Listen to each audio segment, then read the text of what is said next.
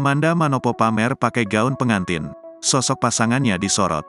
Amanda Manopo tersenyum bahagia sembari kenakan gaun pengantin. Layaknya mempelai wanita, Amanda Manopo mengenakan gaun pengantin berwarna putih dan tampak tersenyum bahagia. Di samping Amanda Manopo tampak berdiri di mempelai laki-laki.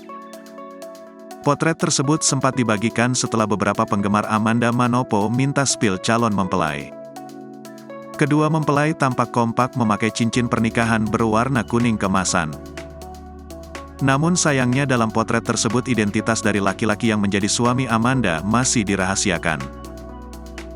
Tetapi banyak yang menduga jika potret tersebut menjadi salah satu cara adegan dalam film Indigo. Seperti yang diketahui, Amanda Manopo kini tengah disandingkan dengan Aliando Syarif dalam film Indigo. Kedua aktris dan aktor muda tersebut menjadi bintang utama dalam film bergenre horor itu.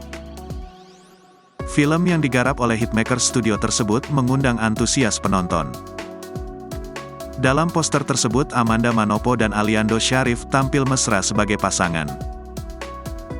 Namun di sisi lain, poster teaser ini menampilkan adegan yang membuat bulu kuduk merinding. Tetapi di tepi tempat tidur dikelilingi oleh tangan-tangan supernatural yang mencoba mengganggu ketenangan mereka.